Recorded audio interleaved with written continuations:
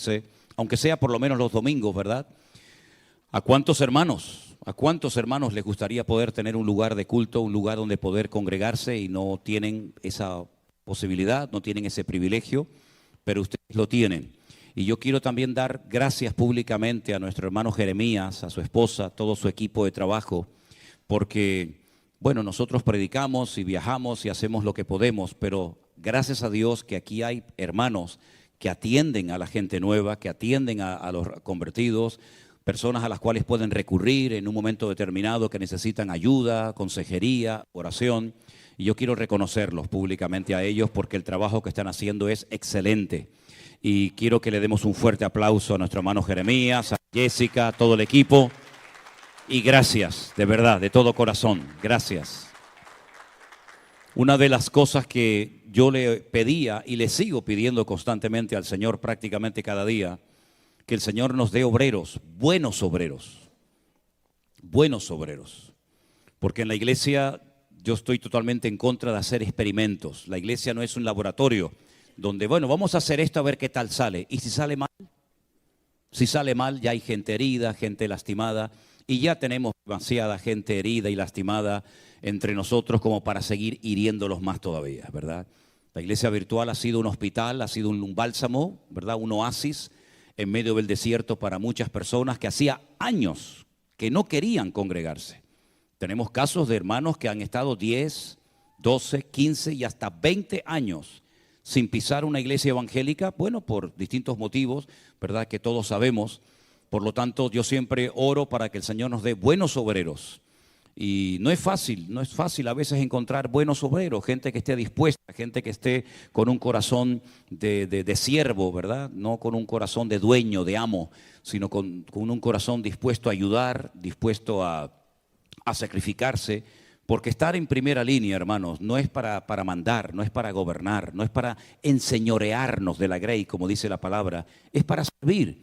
Y el que no sirve, pues difícilmente va a poder soportar, porque en la obra del Señor, en nuestro mundo, en nuestro campo, digamos, cristiano evangélico, ustedes saben que nosotros somos muy particulares. Nosotros tenemos la tendencia siempre de ver siempre los defectos antes de las virtudes. Y usted sabe, hermano, no sé si aquí es igual, pero vengo de un país que todo se cuestiona, todo se critica, todo se analiza con lupa y puedes hacer 20 cosas buenas. Pero en el momento en el que hagas una pequeña equivocación, en el momento en el que hagas algo que no estaba tan bien, automáticamente todo el mundo se te tira encima. Y en la iglesia virtual no somos perfectos, ya lo sabemos, ¿no? Ya hemos llegado a esa conclusión hace tiempo, estamos aprendiendo. Pero el Señor nos da cada día de su gracia y de su sabiduría para que todo esto siga funcionando y para que todo esto siga adelante. Y damos gracias al Señor porque la salud espiritual de la iglesia virtual, de nuestro ministerio, gracias al Señor, está muy bien. Podemos mejorar. Claro que podemos mejorar y se pueden hacer más cosas, por supuesto que sí. Pero estamos aprendiendo, yo estoy aprendiendo. Créame, yo llevo 41 años ininterrumpidos sirviendo al Señor a tiempo completo. Pero ha sido desde hace 3 años aproximadamente, el tiempo de la pandemia, cuando he comenzado a aprender más cosas que en toda mi vida. Y he aprendido a veces de errores, porque nadie me enseñó cómo se organiza todo esto de una iglesia virtual, con obreros que no conocemos de nada, que le damos un voto de confianza para que puedan atender iglesias a la distancia, sin estar uno, digamos, de una forma presencial. Pero damos gracias al Señor que Dios nos ha guardado. Prueba de ello es que esta obra ya ha cumplido 1 año, ¿verdad? Y bueno, seguro que algunas personas habrán dicho, bueno, se podía haber hecho esto, se podía haber hecho lo otro, gente que a lo mejor se ha sentido, digamos, ofendida, pero lo importante es que captemos lo que el Señor quiere para estos tiempos.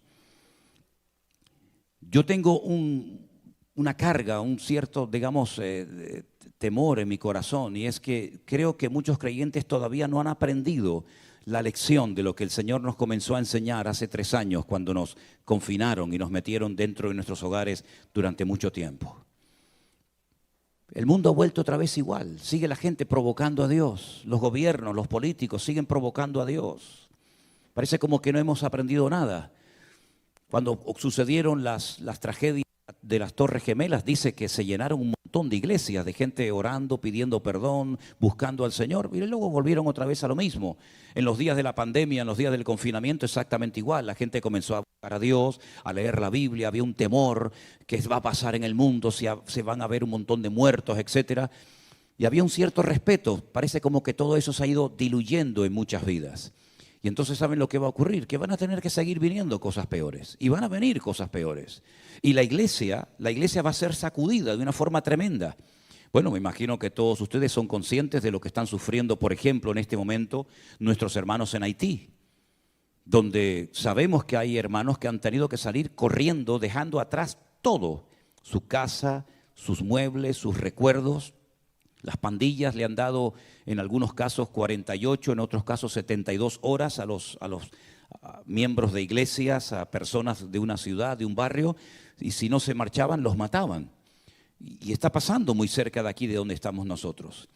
Y tarde o temprano la iglesia, si no aprende a humillarse y a buscar al Señor y a dejarnos de perder el tiempo en tonterías, la iglesia va a volver otra vez a ser sacudida, ¿verdad?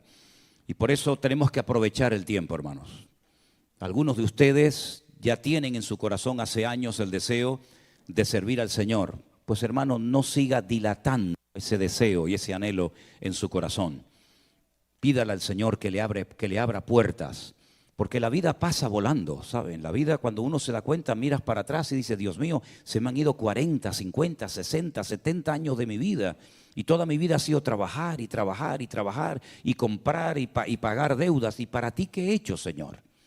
Y yo sé que no es fácil que las personas se animen y se levanten para servir al Señor, pero yo animo a todos y a cada uno de ustedes a que no pierdan el tiempo. Yo sé que hay que trabajar, yo sé que hay deudas que pagar, yo sé que hay hijos, yo sé que hay familias, hay universidades, hay muchas cosas, pero lo más importante de todo es que el Señor sea lo primero en nuestra vida. Y si no tenemos tiempo para otras cosas, no pasa nada. Pero qué triste cuando me encuentro a creyentes que me dicen, pastor, es que yo no tengo tiempo para estudiar y leer la Biblia. Usted sabe lo que me está diciendo, hermano. No tiene tiempo para leer la Biblia, no tiene tiempo para orar, no tiene tiempo ni siquiera un día a la semana para venir a un lugar a alabar al Señor junto con otros hermanos. Esa es la tragedia de muchos cristianos hoy en día. Y son honestos cuando dicen, es que no tengo tiempo. Claro, porque se han enredado con tantas cosas que no saben cómo salir de esos esquemas. Pero yo creo que el Señor nos está enseñando y nos ha hablado muy claramente a nosotros de que no podemos perder el tiempo y de que tenemos que poner la mano en el arado y no mirar atrás, porque la vida es corta y se pasa volando. Así que lo que tengamos que hacer, hagámoslo pronto. ¿Cuántos dicen amén? Cierren sus ojos un momentito, vamos a orar a nuestro Dios. Entiendo que hoy es una reunión única y exclusivamente para los miembros de nuestra iglesia aquí en San Francisco y otros hermanos que han venido, como nuestro hermano Pablo, nuestro hermano Ali, nuestro hermano Gregorio y otros que han venido, ¿verdad?, de otras partes. Pero queremos que en esta tarde el Señor hable a nuestras vidas y nos ministre y podamos salir de aquí diciendo, hoy el Señor me habló, hoy el Señor tocó mi corazón, hoy tocó el Señor mi vida. Señor, te doy muchas gracias en esta noche por este año que nuestra obra ha cumplido aquí en este lugar, Señor.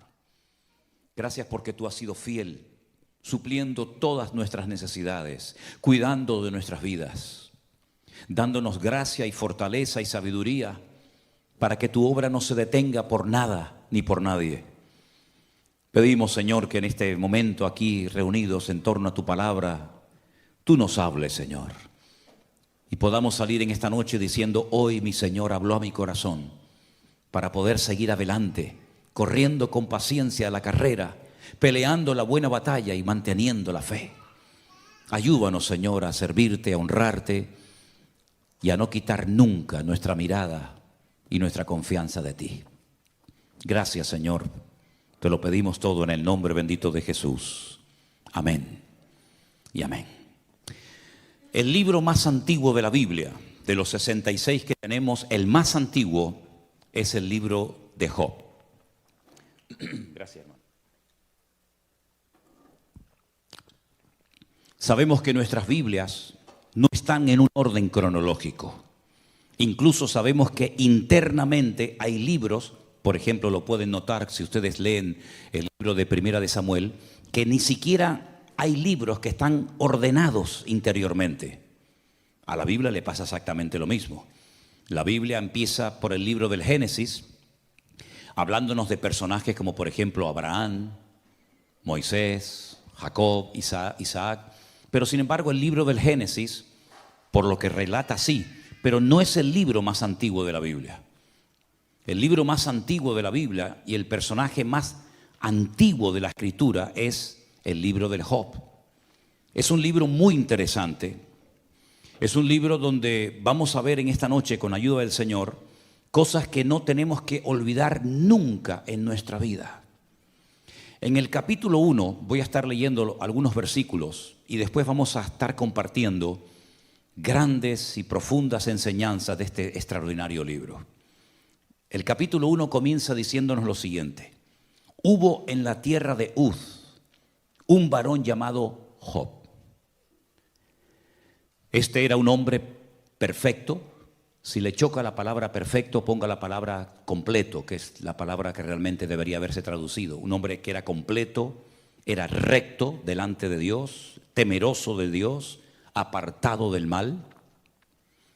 Le habían nacido 7 hijos y 3 hijas, en total 10. Su hacienda, su patrimonio, consistía en 7,000 ovejas, 3,000 camellos, 500 yuntas de bueyes, 500 asnas y muchísimos criados. Y era aquel varón más grande que todos los orientales. Iban sus hijos y hacían banquetes en sus casas, cada uno en su día, y enviaban a llamar a sus 3 hermanas para que comiesen y bebiesen con ellos. Y acontecía que habiendo pasado el turno los días del convite, Job enviaba y los santificaba. Y se levantaba de mañana y ofrecía holocaustos conforme al número de todos ellos, porque Job decía: quizás habrán pecado mis hijos y habrán blasfemado contra Dios en sus corazones. De esta manera hacía todos los días. Un día, versículo 6, vinieron a presentarse delante del Señor los hijos de Dios. Aclaramos que en este capítulo, como en otros, el término hijos de Dios no se refiere a personas que recibieron en sus corazones a Cristo o al Señor en sus vidas, como por ejemplo sería hoy en día. En aquel tiempo a los ángeles se les llamaba hijos de Dios. Benei Elohim es el término que dice en el texto original. Vinieron a presentarse los hijos de Dios o los ángeles, entre los cuales vino también Satanás. Y le dijo el Señor a Satanás: ¿de dónde vienes? Y él le respondió: de rodear la tierra y de andar por ella. El Señor le dijo a Satanás: ¿no has considerado a mi siervo Job, que no hay otro como él en la tierra, varón perfecto y recto, temeroso de Dios y apartado del mal? Respondiendo Satanás al Señor le dijo: ¿acaso teme Job a Dios de balde? Escuchen bien lo que le dice Satanás a Dios. ¿No le has cercado alrededor a él y a su casa y a todo lo que tiene? Al trabajo de sus manos has dado bendición, por tanto sus bienes han aumentado sobre la tierra. Pero extiende ahora tu mano y toca todo lo que tiene y verás si no blasfema contra ti en tu misma presencia. El Señor le dijo a Satanás: he aquí, todo lo que tiene está en tu mano, solamente no pongas tu mano sobre él. Y salió Satanás de delante de la presencia de Dios. ¿Cuántos dicen amén? Es un libro que contiene algunos misterios, ¿no? Cómo Satanás, a pesar de que ya había sido expulsado de la presencia, del entorno de la presencia del Señor, todavía tenía acceso a hablar con Dios en momentos puntuales. Satanás es un ser que no tiene la capacidad de estar en todas partes al mismo tiempo.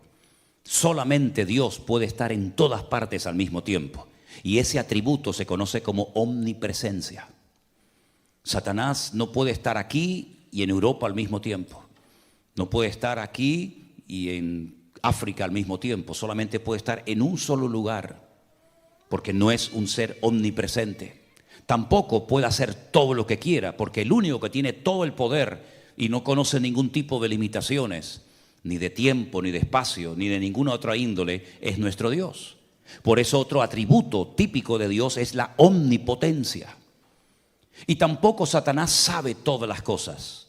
Él tiene que ir obteniendo información a través de pinceladas que Dios da, y por eso el único que lo sabe todo es Dios, y por eso es también omnisciente. Ahora, en este momento de la historia en la que todavía no había nacido Abraham, ni los grandes personajes del Antiguo Testamento que todos los conocemos, ¿de dónde sacó este hombre esta integridad, esta santidad, esta vida de orden? No lo sabemos. Lo que sí sabemos es que Dios presumía de Job. Lo que sí sabemos es que Job fue un referente en su tiempo, en su generación. No pasaba ante los ojos de Dios desapercibida la vida de Job. No era uno más, sino que Dios incluso le dijo a Satanás: y tú que rodeas la tierra constantemente, ¿no te has percatado, no te has dado cuenta de que hay un hombre en la tierra de Uz que es diferente a todos los seres humanos? Es un hombre recto, es un hombre que me teme, que me respeta, es un hombre que me honra, un hombre que me bendice, es un hombre cabal, un hombre en una santidad extraordinaria. ¿No te has dado cuenta de él? Y Satanás dijo: sí, yo me he dado cuenta de él. Porque hay personas que le molestan a Satanás. Porque hay personas que Satanás sabe perfectamente que son diferentes a otros. Siempre a lo largo de la historia ha habido maldad, ha habido corrupción, pero siempre también ha habido personas que han destacado espiritualmente hablando por encima de otras. Tenemos el caso de Job, tenemos el caso también de José en Egipto, tenemos el caso de Daniel en Babilonia, tenemos el ejemplo de Abraham, y tenemos tantos y tantos personajes que no se dejaron llevar por la corriente del mundo. Incluso fíjense ustedes, por ejemplo, cuando el Señor dice que observa hacia la tierra y ve que toda la tierra ha entrado en una descomposición moral y espiritual sin precedentes, pero en medio de ese ambiente corrupto dice que destacaba un hombre, y fue al que llama y al que usa, y fue Noé, el constructor del arca. En esta ocasión Job era un hombre diferente, y no solamente él, sino toda la familia de Job eran personas diferentes. Sus 10 hijos, los 7 varones y las 3 hembras, había armonía entre ellos, no eran hermanos peleados, no estaban enfrentados, no discutían, no peleaban, sino que había una alegría constante y permanente. Un día uno invitaba al otro, el otro invitaba a este hermano, y había constantemente alegría. Y todo esto Satanás lo sabía. Pero cuando el Señor le dice a Satanás: te has fijado en Job, ¿verdad? Cómo es diferente, cómo es un hombre próspero, un hombre bendecido. Satanás le dice: claro, pero ¿cómo no lo va a hacer si tú lo tienes cercado? Tú le has puesto una protección sobrenatural que a mí me impide tocarlo, que a mí me impide afectar su estabilidad física, moral o espiritual. Pero quítale esa protección para que veas cómo él es como los demás. Incluso se va a atrever a blasfemar tu propio nombre. El Señor estaba tan seguro de Job que le dio el permiso a Satanás, para que él se convenciera a sí mismo que por mucha protección que tuviera Job y que prescindiera de ella, Job iba a mantener su integridad. Job se acostó rico y se levantó pobre. Job se levantó un día sin ningún hijo, pero el día anterior los tenía todos. Job se acostó sano y al día siguiente se levantó enfermo. Todo le cambió en pocas horas, en pocos días a este hombre. Perdió a sus 10 hijos, perdió su matrimonio, perdió su salud, perdió miles de camellos, miles de bueyes, miles de ovejas, miles de asnas. Todos los criados los perdió, sus propiedades desaparecieron, pero nunca blasfemó contra Dios. Ahora, si nos damos cuenta en el libro de Job, hay cosas que a mí personalmente me llaman mucho la atención. Porque la pregunta que salta cuando leemos las páginas de Job es: ¿por qué Dios permitió que sufriera tanto este hombre? Los sufrimientos de Job fueron tan espantosos que dice que él tenía 3 amigos que vivían en 3 regiones diferentes, que vinieron a visitarlo cuando se enteraron de sus desgracias, y cuando lo vieron dice que no lo reconocieron. Estaba tan tan cambiado, tan envejecido, tan destruido, que dice que se sentaron con él durante una semana y no fueron capaces de decirle ni una sola palabra. Nunca habían visto a un hombre con tanto dolor, con tanto sufrimiento, tan destruido como este hombre. Al poco tiempo, cuando empiezan a abrir sus bocas, más que para consolarlo, vinieron para condenarlo, porque hay gente que siempre van a venir para condenarte y echarte un jarro de agua fría encima, porque relacionan el sufrimiento con el pecado. Y es verdad que a veces por pecar sufrimos cosas que podíamos habernos evitado. Por supuesto que sí. Es cierto que el pecado abre la puerta a muchas desgracias que se podían haber evitado si hubiéramos mantenido el orden y nuestra comunión y relación con el Señor. Pero en el caso de Job no es así. Esa regla aquí se rompe. Job ni siquiera está siendo probado por Dios, porque Dios sabía perfectamente con qué tipo de persona estaba tratando. Job no le pide, o el Señor no le pide permiso a Job para experimentar todos esos sufrimientos, sino que en el libro de Job podemos ver desde prácticamente el primer capítulo hasta el último la realidad del mundo espiritual. El mundo espiritual es tan real como el mundo natural, la dimensión en la que nosotros nos movemos hoy en día.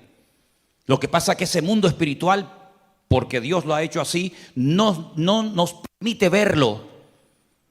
Al contrario, sí, los demonios nos ven a nosotros, Satanás nos ve a nosotros, los ángeles nos ven a nosotros, pero ni siquiera nosotros podemos ver a Dios.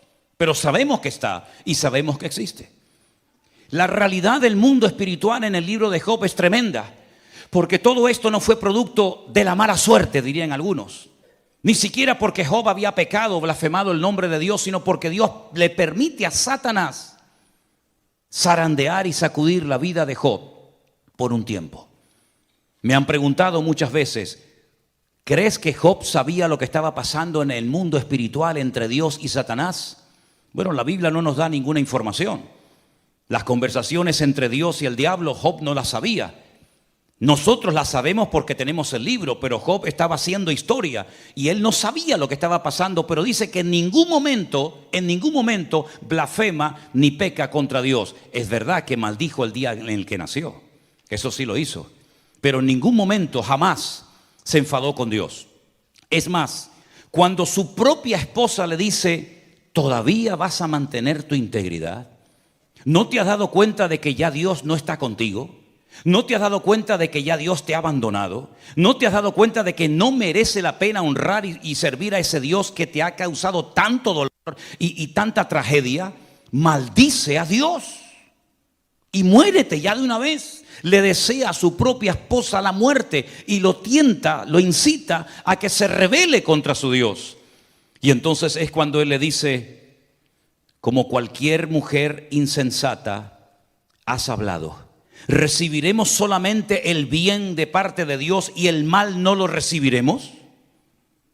Él no se queja en ningún momento contra el Señor. Porque él dice en el capítulo 1, verso 21, desnudo salí del vientre de mi madre y desnudo volveré. Dios dio y Dios quitó. Sea el nombre de Dios bendito. ¿De dónde sacaba fuerzas este hombre? ¿Cómo fue capaz de aguantar tantas penurias y sufrimientos este hombre? Era una especie de superhombre, una especie de Superman, un hombre que lo pierde todo, un hombre que se queda sin nada, sabiendo que no ha cometido ningún delito, ningún pecado contra Dios, sino que están pasando cosas que él no entiende, pero sabe que Dios no lo ha abandonado. Porque en el libro de Job se pierde todo menos la presencia y la fidelidad de nuestro Dios. Porque en la vida podremos perder muchas cosas. Podremos enterrar hijos, esposas, maridos. Podremos perder el trabajo, podremos perder la salud, podremos perder tantas cosas, pero nunca perderemos la presencia del Señor. Porque el Señor dijo, he aquí yo estoy con vosotros todos los días hasta el fin del mundo. Es verdad que la vida de Job fue una vida extraordinaria, una vida maravillosa. A cualquiera de nosotros nos gustaría tener, aunque fuera el 10% de toda la bendición que Job tuvo antes de caer en esta penuria, en este calvario. Pero queridos hermanos, Job sabía perfectamente que Dios tenía todo el derecho de probarlo y de permitir cosas que ninguna mente humana jamás sería capaz de entender y de explicar teológicamente lo que aquí está pasando. Pero este hombre sabía perfectamente que todo estaba bajo el control de Dios. Y lo que me llama la atención es que él nunca leyó la Biblia. Ni una sola letra de la Biblia se había escrito en la época de Job. Nunca leyó la Biblia. No tuvo ni un capítulo de la Biblia, ni un salmo, nada. Nunca tuvo un pastor.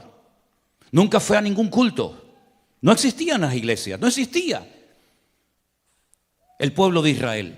No había la ley de Moisés, no estaban los sacerdotes, pero tenía una comunión con Dios tan espectacular que él sabía lo que se podía hacer y lo que nunca se debía de hacer.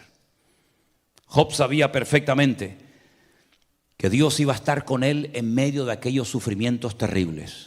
Fíjense hasta qué punto el libro de Job es tremendo cuando tú ves a un hombre bendecido, un hombre prosperado, un hombre íntegro, un hombre temeroso de Dios, y lo ves de repente tan mal que algunos rabinos judíos en Israel dicen que el libro de Job no es la vida de un hombre, sino es una metáfora donde se emplea el nombre Job y Job, ¿no?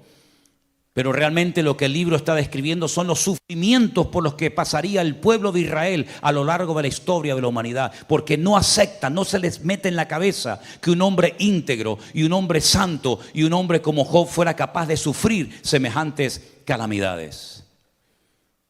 Pero Dios tiene el derecho o no de hacer en nuestra vida lo que Él quiera, hermano. ¿Puede llevarnos el Señor a lugares donde no queremos ir? Por supuesto que sí. Todos y cada uno de nosotros tenemos que partir de la base de que nuestra vida está en las manos del Señor. Y Él puede permitir en momentos puntuales de la vida situaciones con las cuales tal vez no estamos de acuerdo, que nos hacen llorar, que nos hacen sufrir, no porque hayamos cometido un pecado, sino porque Dios simplemente ha decidido hacernos pasar por esa experiencia, pero que siempre de ella saldremos fortalecidos en el nombre del Señor.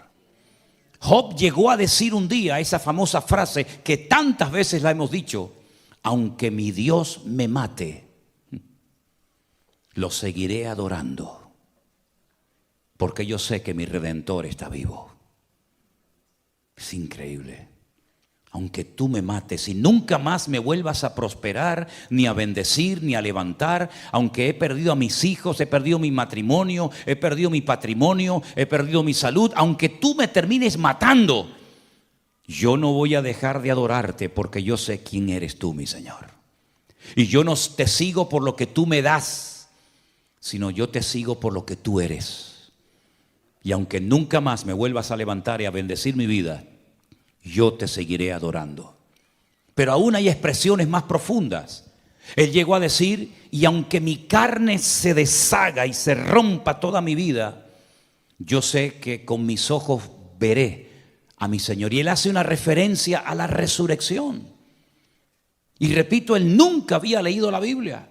Él no sabía nada de teología, pero él sabía que algún día, cuando él muriera, se iba a presentar delante de la presencia del juez justo de toda la tierra, y el Señor lo recompensaría, y todos aquellos sufrimientos pasarían a la historia, y él tendría un cuerpo glorificado y una vida nueva en el Señor.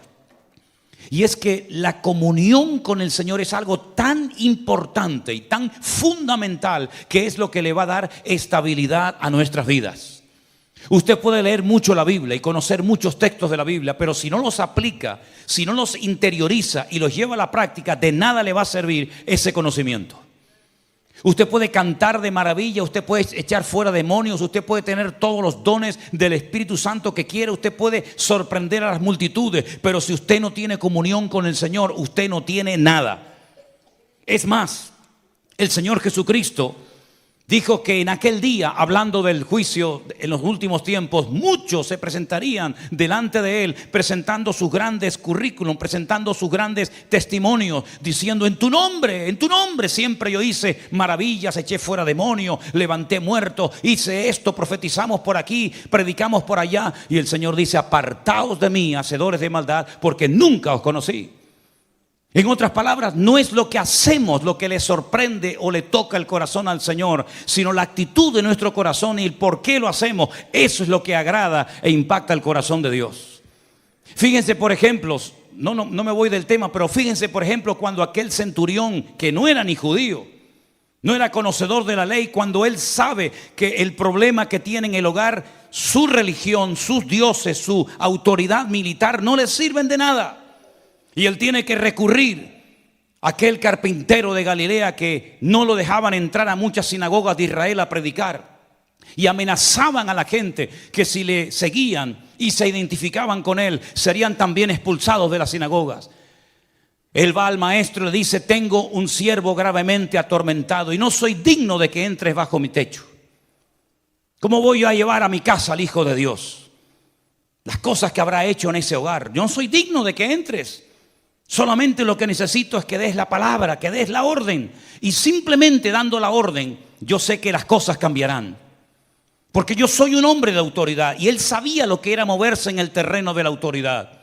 Yo le digo a un soldado: ven para acá, y no cuestiona la orden, él viene. O le digo: ven y coge esto y llévalo para allá, y lo hace.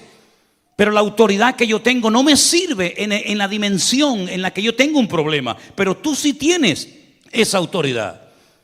Solamente da la palabra, da la orden, y mi criado sanará. Y el Señor dijo: en todo Israel no he encontrado a nadie que tenga tanta fe como este hombre.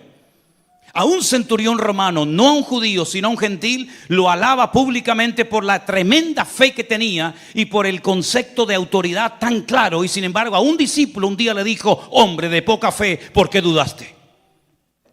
Es la comunión y la relación con el Señor lo que a ti te va a mantener firme todos los días hasta que el Señor venga a buscarte.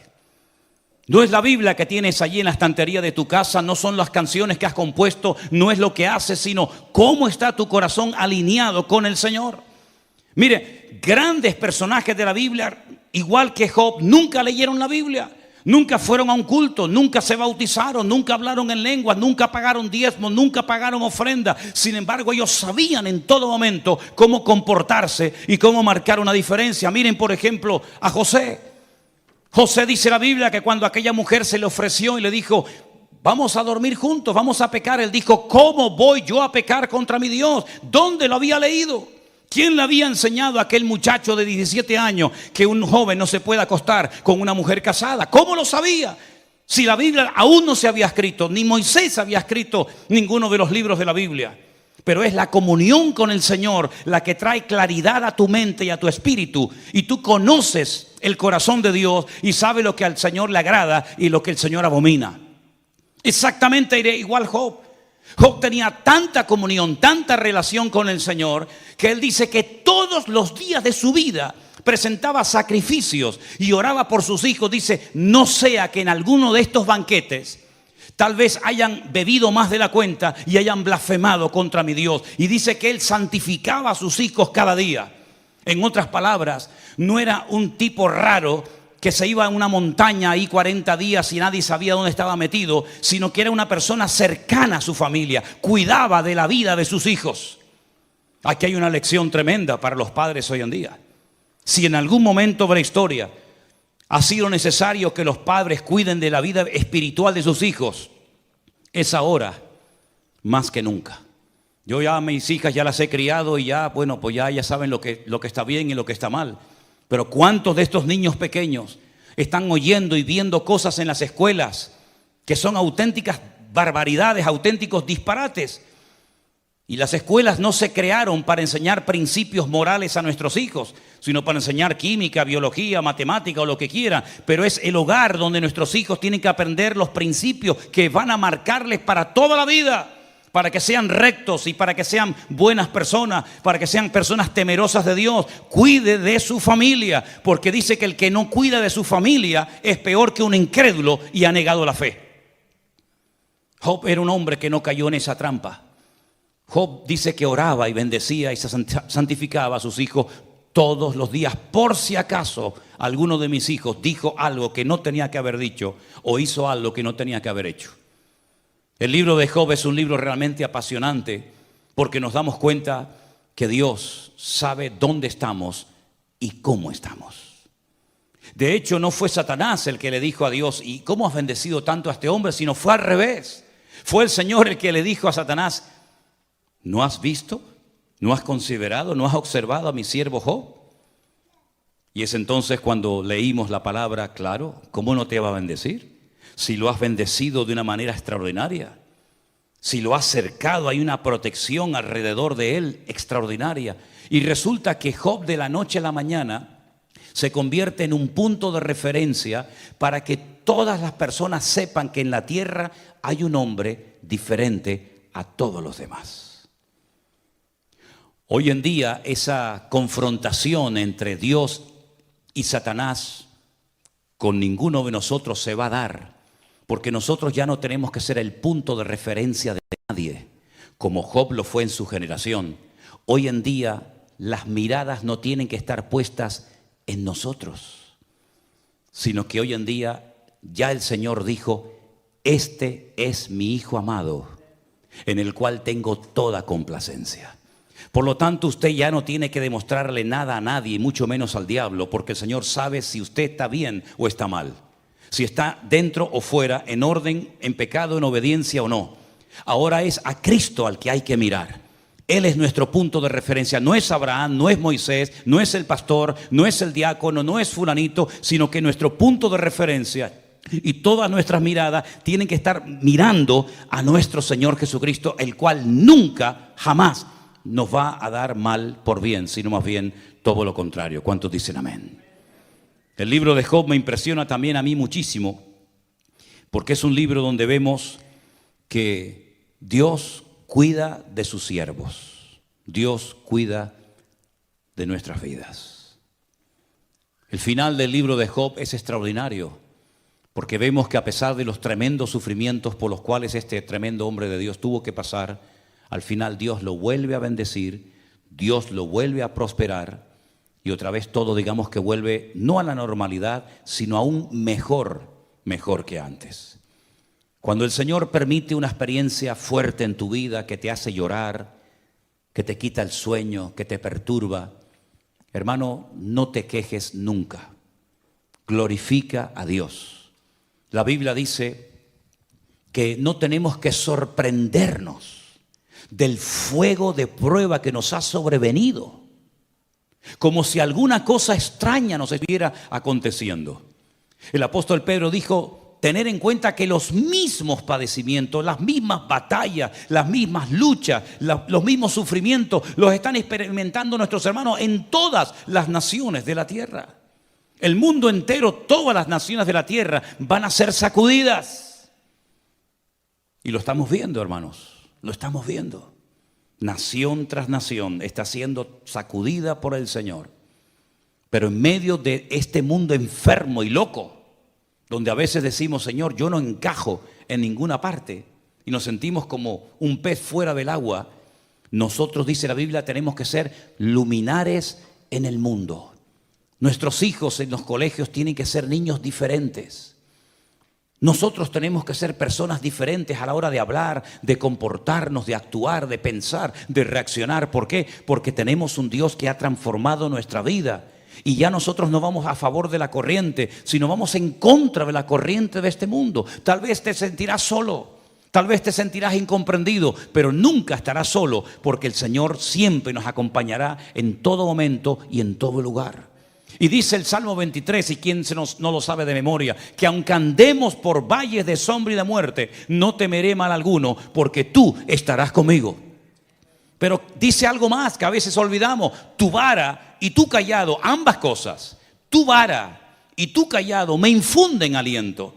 Es decir, cuando me pastoreas y me atiendes y me mimas y me ayudas, yo recibo aliento. Pero cuando utilizas la vara para corregirme, para exhortarme o para sacudir mi vida, también tu corrección me infunde aliento, porque yo sé que el Señor nunca se va a pasar conmigo, sino que aunque ninguna disciplina al tiempo presente parece ser causa de gozo, de alegría, siempre el trato de Dios en nuestra vida siempre va a producir en nosotros un nivel de madurez y un nivel de conocimiento y de relación con el Señor superior al que teníamos antes de haber entrado a ese túnel o a esa prueba tremenda.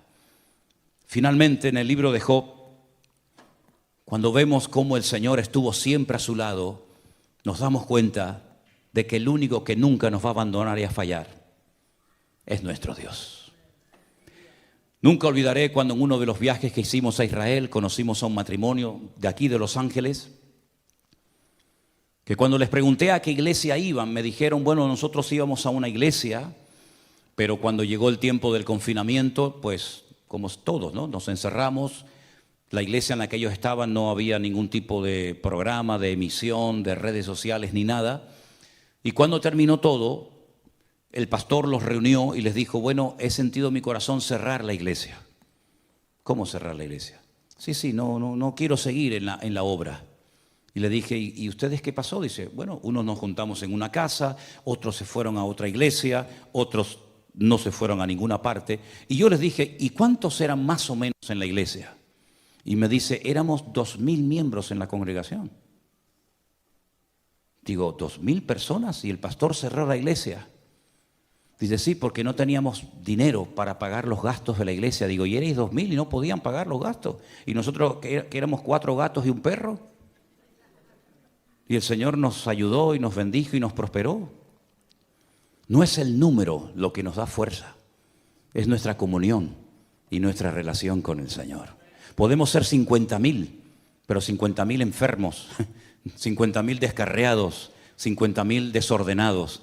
Y podemos ser 10 o 12 o 15 o 20, pero bien afinados, bien alineados con el Señor.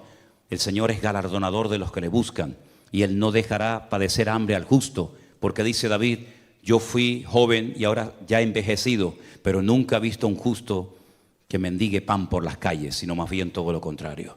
Así que la fortaleza de nosotros no está en el número, no está en la cantidad, sino está en nuestra relación con el Señor.